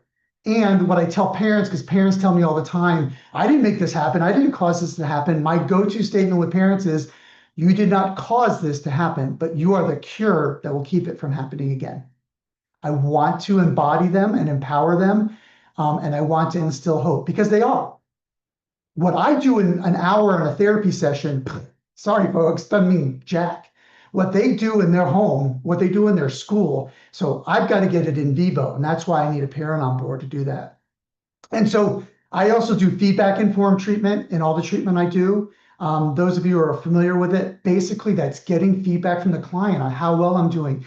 This goes back to our ability to determine how well we're doing. And I do this in my clinic when I was an executive director, and my therapist at first hated me because they would come in and say, Jeff, you're doing really well. I'm really happy about this. And I said, okay, well, it says here on a scale of 1 to 10, feeling heard, they say you're about a 4. So if you're doing really well, why is it a 4? And it wasn't a shaming things, folks. It was really to say, we get to focus on this incongruence. So I ask clients 5 things. Do you feel heard? Yes or no? And they measure it on a scale of 1 to 10. Did I use the right approach? Yes or no? Did I focus on the things that were important to you? Yes or no? Was the approach I used something that you'll use outside of here? Yes or no? Because if they're not using it, and then 1, overall, do you feel better at the end of the session than at the beginning? And I'm measuring all those things every session. And I'm paying attention to how, and I have a little graph that shows me. And if it's not like progressively getting better, then I'm progressively getting worse as a clinician. So I really want to pay attention to those things. We're short on time. Look, this is the safety plan. I do a whole training around safety and clarification and reunification. But when I'm designing a safety plan, right, it's the structure, who's monitoring, what do these kids have access to? Does the treatment support the safety plan? If they're on probation, do you have that like coordinated? on access to the internet, access to materials or things that can be, or access to violence, things like that. So this is how I design it. And I actually have a sample safety plan I'm happy to share with, but these are kind of the things that I have in my safety plan that I developed and put together. I was so ambitious today. I was going to do a case example with you, but like anyone who knows me, I always plan way more than I can. And this is like cutting out a bunch of slides that Dr. Carlay was like, oh yeah, do all those. And I'm like, yeah, I got to cut these back. There's never a way I'm going to get through all these. I cut about half my slides today, folks, so I apologize. So given that, I'm going to stop sharing my screen and shut up and listen. Great.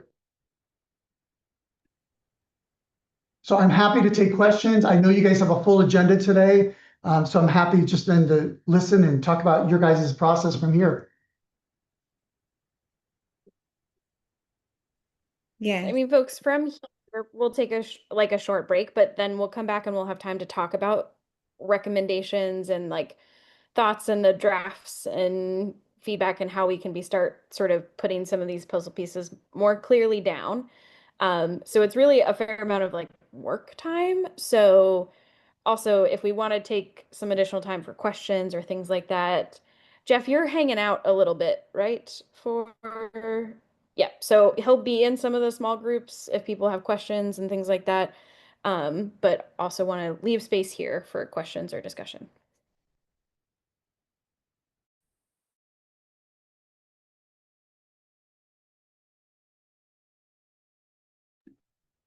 I have a question. First off, thank you, Jeff. This has been really helpful.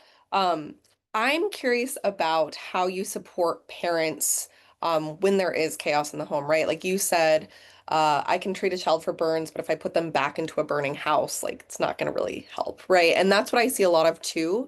Um, and I think one of the biggest challenges is when families are still in chaotic environments or continued like abusive cycles, how to support them where they're at. And so if you have any resources or things you like to kind of address, I would love to hear that. And if that's not appropriate for the whole group, maybe I can email you and get some of that. Yeah, definitely. So yeah, whatever time allows for today, I'm happy to share. Like I said, I break it up into thirds. So I'm spending as much time with the parent as I'm with the kid. I stole a lot of stuff from AFCBT, and if you know anything about AFCBT, it's working with where there's abuses going on at the time. So yes, there are definite approaches. Okay, awesome. Thank you.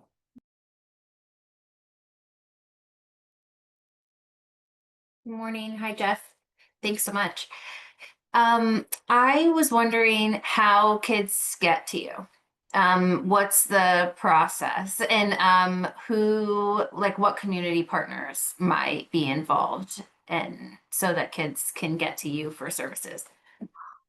After 35 years, Sarah, there's no hiding from it anymore. I'm not really, I may not have a good answer for that, but I mean, right now I see kids through my old CAC, but I consult on cases around the country. So I put my email out there. I have a website. It's just my name. And so when people reach out, depending on the licensure, ethical, they kind of whatever limitations, COVID has allowed us to do a little bit more broad, but there's probably 30, 40 different ways people get to me different ways, but a lot of people will like just directly reach out to me by email. I did some training in Maryland last week, and I'm already connecting with some folks there to potentially see some kids or help with that too. I guess to follow up on that, one of the things is, I could reach out to you and because now I have your email address and say I need help for these kids. But I think one of the things that we've been discussing is historically child welfare might get a report, right? That there might be PSB occurring, or law enforcement might get a report, and law enforcement's like, well, this isn't quite criminal, so we're not really gonna go any further with it. So that report might, die there. Same in child welfare, if child welfare is no longer assigning these, and so then they don't make it to the CAC, and no one's actually talked to the family in most of those cases. And so how do these situations get to the CAC if there's not a criminal component and there isn't any adjudication? And so we're hoping, I would agree with you that adjudication is not always the right answer, but how do you get kids and families to engage with the CAC so they can meet with folks like you? Yeah, thank you for clarifying that, Sarah. Yeah. So again, I think it can look different ways. Again, some CACs I work with, whether there's an investigation or not, they'll take the client on. They don't need a substantiation or a charge or anything like that. And generally, the advocates, obviously, who are like the hub on the wheel of CACs, will connect those kids with either resources within the CAC if they're available, or connect them within the community. And I'm on retainer with several child welfare like CPS or DSS or Department of Child around the country, and we'll staff those cases to try to get them to treatment providers. A lot of people just don't know how to build those bridges, and really my job is to like not have a job. It really is. So I really try to go in and help them develop that bridge or that referral system and then get out. You guys know how to do it. I don't need to be telling you, but so there's every community is different, right? Again, I talk about individualizing this for kids. When I do like MDT trainings, I do not generic. I find out that MDT of that community, and I've done MDTs on reservations or boundaries. I've done it in frontier, and I really dive deep into what is unique to you and what do you need to get that done. I do not prescriptive. I do not write like, take 2 pills and see me in the morning. So it really has to be individualized and how to do that. And I want to pay attention to what the strengths are in those communities. I know it doesn't answer the question so much, but there is a way to do it, and everyone's going to do it a little differently. And I dive deeper into other trainings around that, but obviously for today it was limited. So yeah.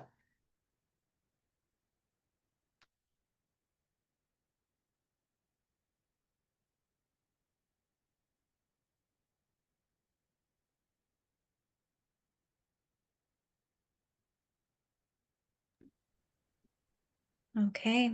Thank you, Jenna and Sarah, for uplifting those questions. I'm sure more is going to percolate, but we do want to honor giving people a break. Shannon, 5-10 minutes. I know we're running a little behind, but what do you think? Let's do 10 minutes. That was And a lot percolating. Let's do it was 10 a minutes. lot. Stretch your butt. Yeah, so let's come back at a 1/4 till, what that means for your time zone. All right, thanks.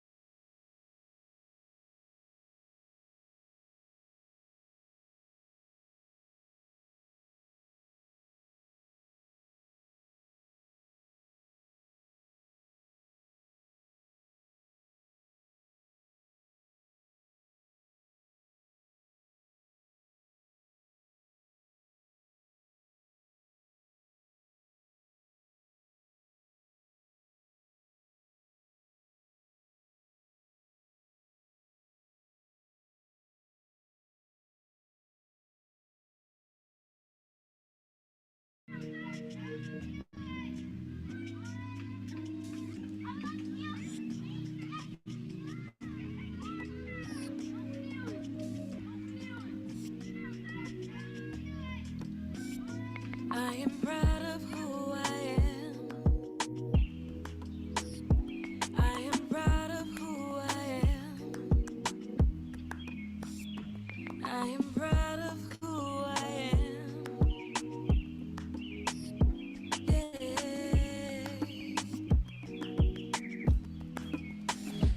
I am glowing and I am flowing, and I just caught a good wave. I just spoke it and walked towards it, and now I'm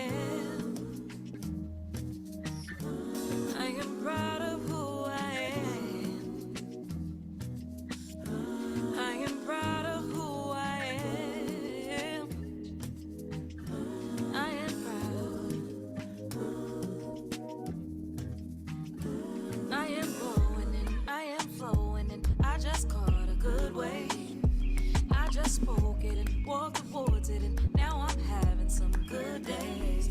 God just told me that I am worthy of receiving these good things. Yeah. So I am breathing in, and I am proud of who I am. Yeah, I am proud of who I am. I am proud of who I am. I am proud. I am proud of who I am.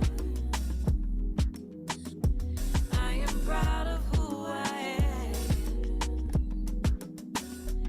I am proud of who I am.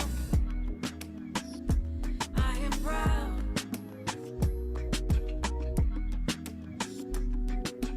I am proud of who I am.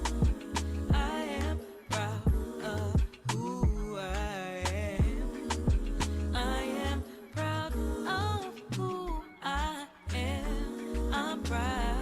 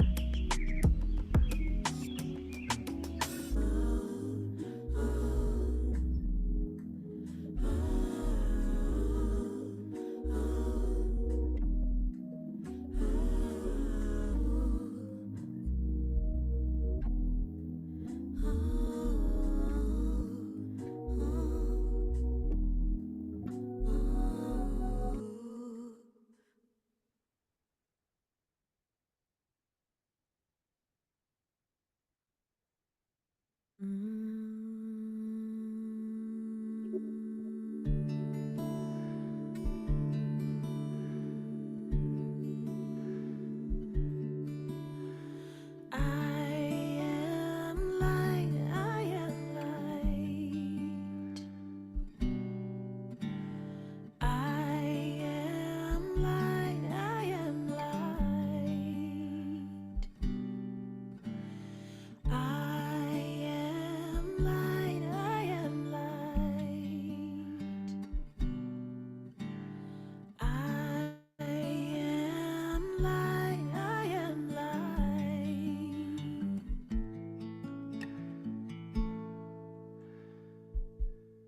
I am not the things my family did. I am not the voices in my head. I am not the pieces of the brokenness inside. I am light. I am light. I am light. I am light. I am light. I am light. I am light. I am light. I am light. I am light.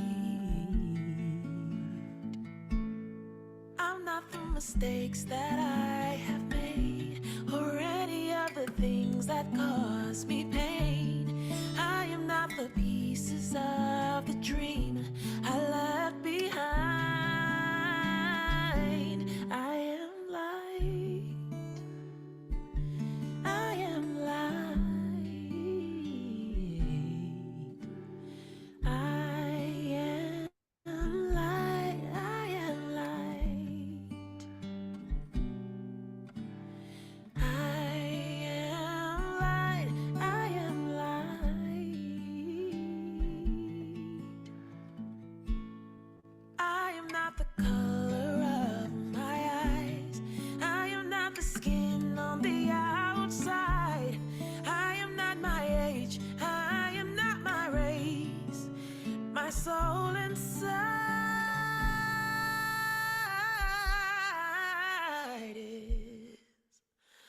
Alright. Ooh. I am light, I am light. I am light, I am light. I am divinity defined. I am the God on the inside. I am a star, a piece of it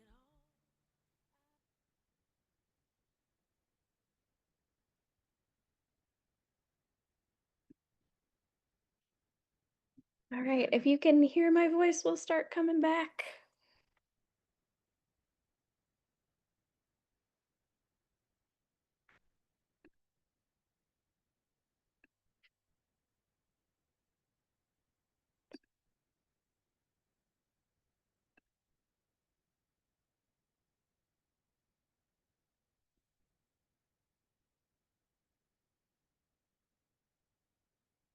Okay, looks like we've got most folks.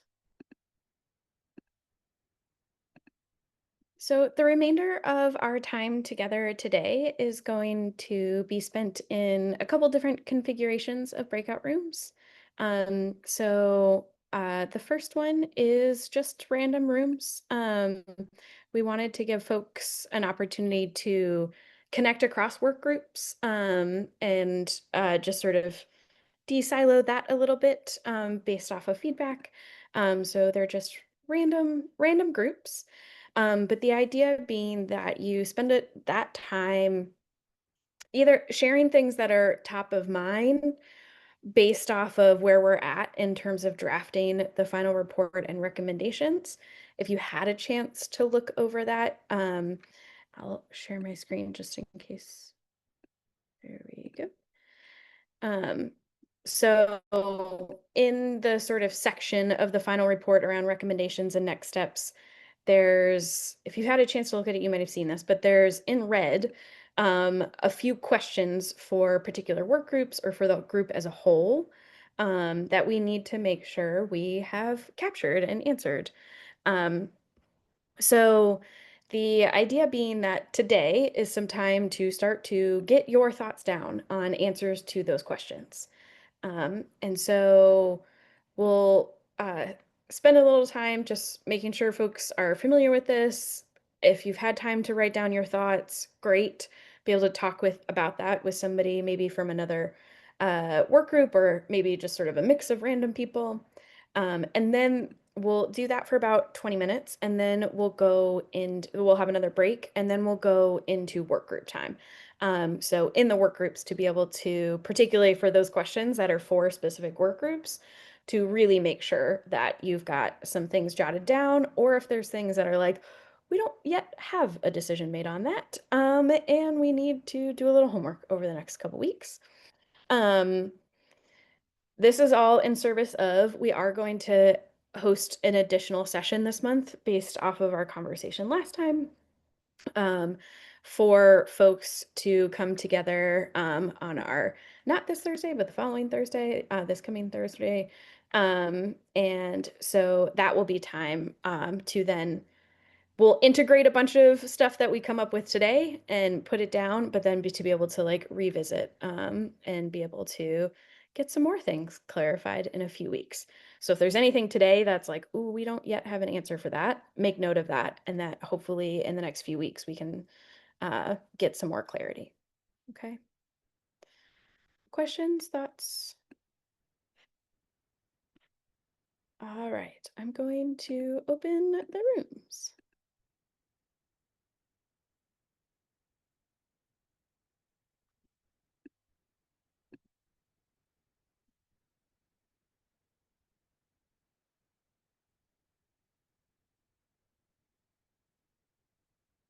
And Katie, I put you in a room in case you wanted to listen, but also same I Ronica. would prefer to multitask if that's okay. Yep. But appreciate the offer. Yep. You do not have to select join room. Yes, Yeah. I declined it already. Great. Appreciate you. And Ronica, same for you. I put you in a room, but also you do not have to. Yeah. Stay out. What day did you say our next session was going to be? Just real quick, is Uh, the recording paused? That's a great. That's great. Good Pause job. record.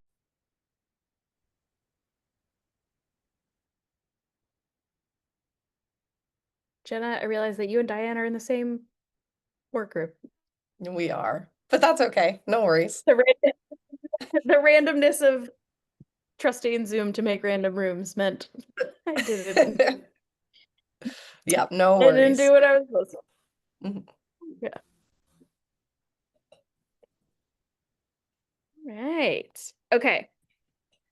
I wanted to give a couple minutes if there were any questions before we go into work groups. Any questions, thoughts, or reactions that are for the good of the whole before we separate again into work groups? Could I do one share out from my group that we have not talked about? Yeah. And this came from my group, and I'm fine saying it was from Tim. Brilliant. Is he still here?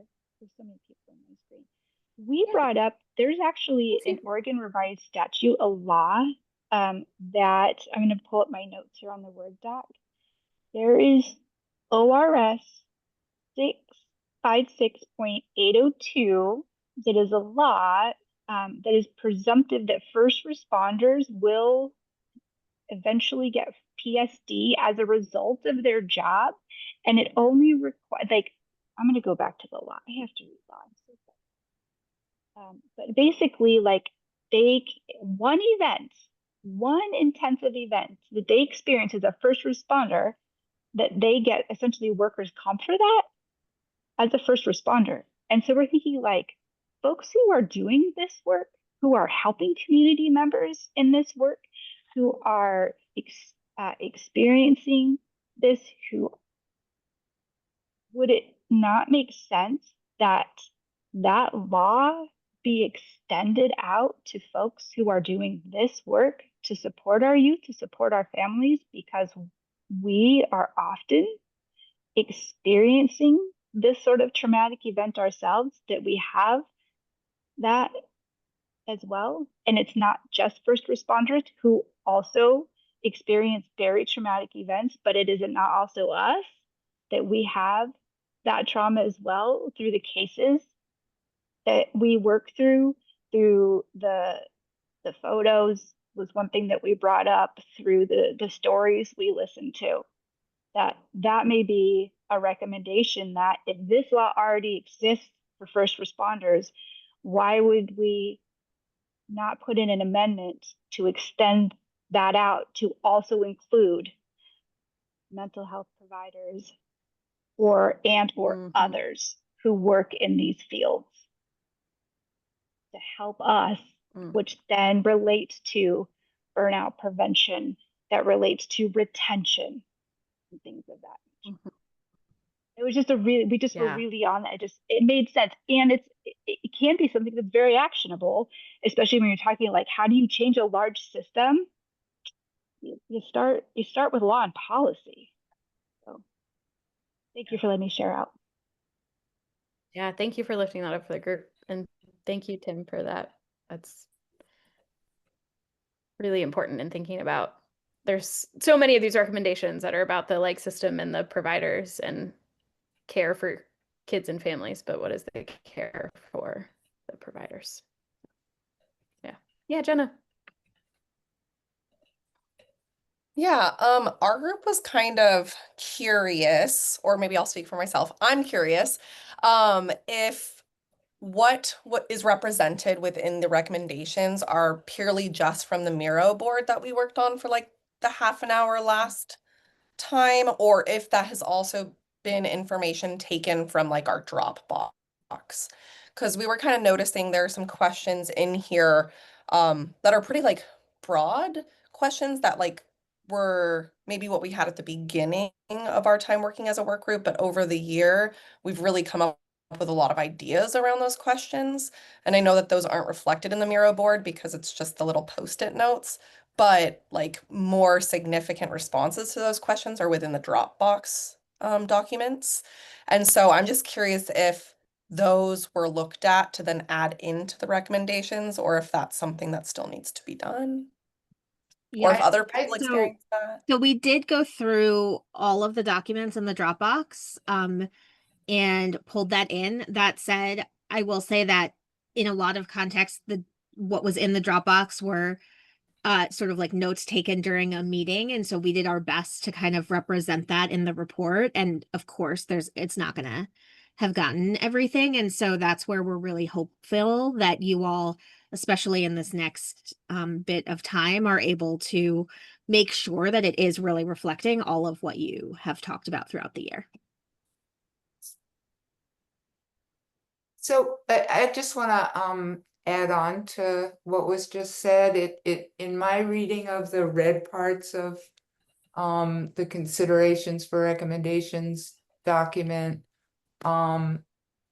it seemed like a lot of the questions were things that were discussed and recommended or resolved in our individual groups over the course of the last year, and maybe and they don't seem to be captured in the black writing. And some of the questions are things that are really for next year, for if the legislature moves on to the next step with any of our recommendations, then the specifics, what are the slogans, what are the specifics that you're looking for in here are what I thought we had determined were not the purview of this group, because this group was to make recommendations, and then assuming there is a next group, then they would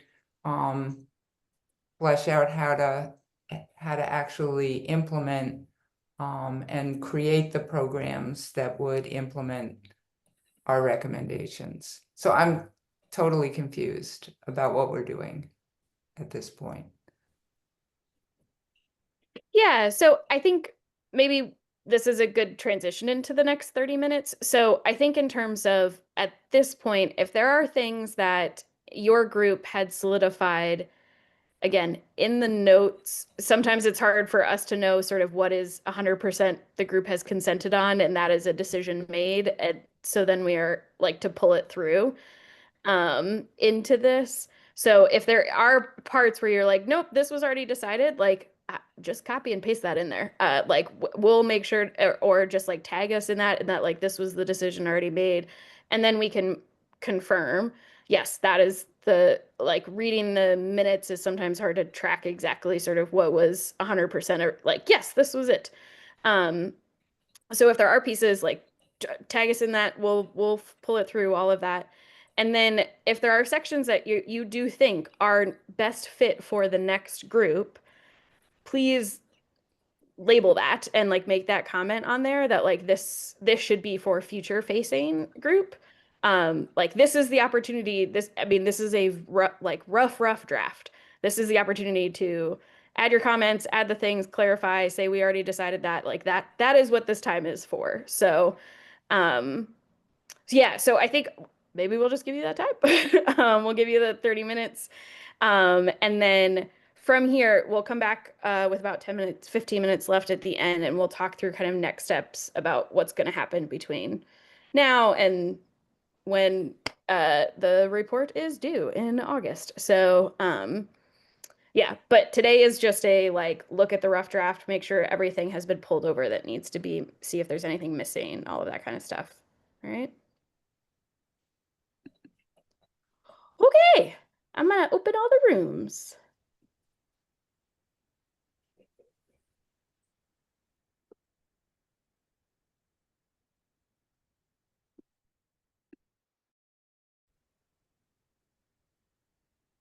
Oh, I don't know.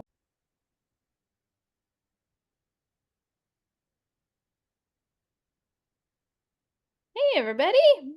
Okay, one important thing. We have found out that there are notes and documents that are not in Dropbox that we don't have access to.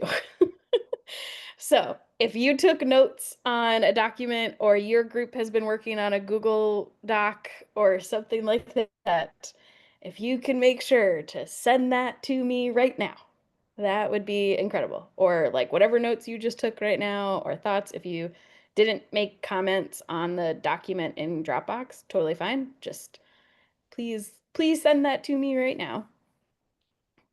Are you And if talking there's about, other documents, sorry, go ahead. oh, are you talking about work we've done in the past or just today? Both. Definitely today, but also we found out that there was a Google Doc that we did not have access to. So there is definitely stuff missing in the recommendations. So if Yeah. there is work in the past that you all have worked on that's not in Dropbox, please share that with us so that we can make sure to capture and include all of that. Okay. That's our bad. Also, that is such a relief to hear because there's so much in that document that you guys didn't have access to that I was like, this is in the document. So Yeah, no, yeah. When you said it, I was like, Jenna, I feel like we would have put your stuff in there, Jenna. So, yes. So if there's any other stuff, please make sure we will make sure to put it in there. Yes. Cool. And then we don't have to like duplicate, you don't have to write notes again. So no duplicating efforts. Okay. I'm gonna run through the next steps and deadlines and then leave time for questions, reflections from the section. So feedback, additional thoughts and feedback from on this version that I'm calling like 1.5, draft 1.5, is going to be due by end of business on Wednesday, July 9th. If there's something that you feel like needs further discussion, that is for our time on July 17th. After that, we will send the full report with all the like context and all of that kind of stuff and the updated changes based off of today and July 17th. So we're calling that draft 2.0 on July 21st. Then you're going to have 10 days to give feedback until August 1st. And then work group leads, love you, are going to prepare some brief things for the August 7th in person, a summary, some highlights about the recommendations, about what your group has been working on, all of that stuff. So I'm going to put these in the chat right now. Woo-hoo. So that you can see it written out. We're going to send this in an email, but wanting to be clear about the different sort of drafts and timelines for being able to give input and give feedback and create the final report. Okay. Just to Yeah. clarify a logistical thing, Shannon. So are you wanting, if we're sending an email, just like clarifying, confirming, providing further information, do you want that just to go to you, or shall we include like all the facilitators? Up to you. You can include everybody. If you want to just send it to me, I'll make sure everybody gets it, but whatever is easiest for you. Okay.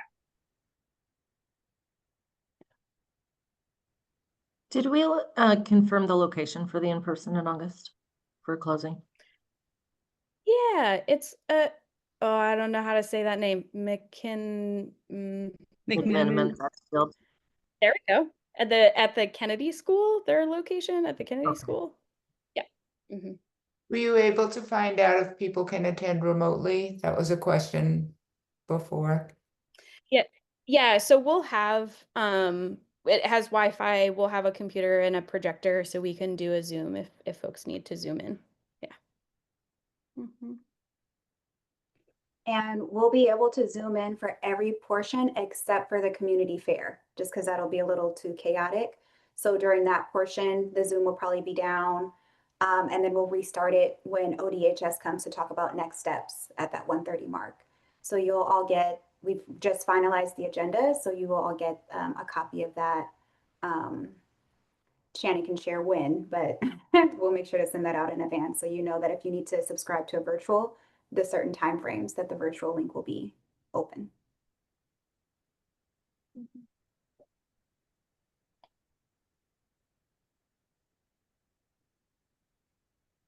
I think so. Finding out that you did not have access to that document is really, really helpful, I think, for our group. Because we definitely were finding that they're like, there are some questions in here that I feel like if they looked at our document, they really should know the answers to. So super, super helpful knowing that you did not have it. That's so, so helpful. I think I again, trying to only speak for myself, but it sounds like I might not be the only one who feels this way. It definitely is feeling like I think I wish that this document was a little further along. I leave for vacation this evening, so I am not going to be able to give a ton more feedback before the 7th or before the 9th. And so it wasn't super clear to me. There were clearly a bunch of questions in there. And so before today, I wasn't sure if I should be in there providing answers to the questions. I was like, are these questions for me? It feels awfully kind of impertinent for me to be in there being like, I guess I'll just go in and answer some questions. That feels, awfully bold. And so I wasn't sure if I should just be answering questions or waiting for today, or if our group should be answering questions. And so now it feels like I've got a very short amount of time to provide any feedback, which means that then our group might have to get together before the 17th to answer questions, or before the 9th to answer questions, which doesn't feel plausible. It kind of feels like we probably should have been working on this report for a long time. And it also, I guess, just feels like, again, I'll say the same thing that I said last time, like if this group is making recommendations, it really feels like the group should see the recommendations before they're presented to the community in a month. So I guess I am just really feeling like this is all coming very, very, very, very late in the process. And I really am sort of wishing that we could have had recommendations sort of built much earlier in the process, so that we kind of all knew, like, yeah, that's what this group is pulling together. So it's a little disheartening seeing them coming this late, I think, for me. So, like, I really loved Jeff's presentation. I thought it was wonderful, but it also felt like we should have started with that. Yeah, so I think there's a few things in terms of we can provide what you give us in terms of the recommendations. So, I think going from here, to be clear, the 9th is not the last time you give feedback or input, for sure. So the 17th, if you all want to, if like Jesse, if that's when you're back from vacation and like your work group is able to come on the 17th and we can download all the things, make sure particularly that we've integrated the stuff from your document that we now have into it correctly. Like that's what the 17th for. So that will be great. We can use time on that for that. And then, as I said, again, you will get another round, like a second draft with like, these are the very clear, specific recommendations, and similar to how like the jurists, for folks who sit on the jurist committee, they have a survey where it's each recommendation, people say, yes, I agree to this. these are any notes on it. Like, you all will do that. That will come on the 21st. So everybody will be able to see all of the recommendations, agree to all of the recommendations before they're shared with community on August 7th. So July does feel like a short month in terms of like there's some moving deadlines.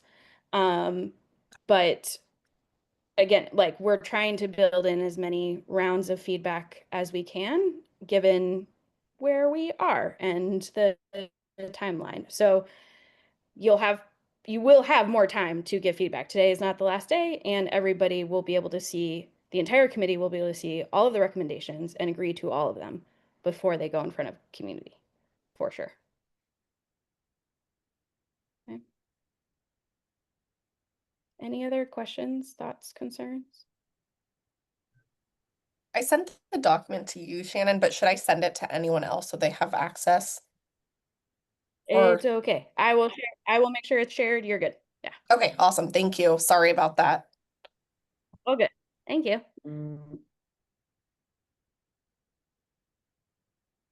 Okay.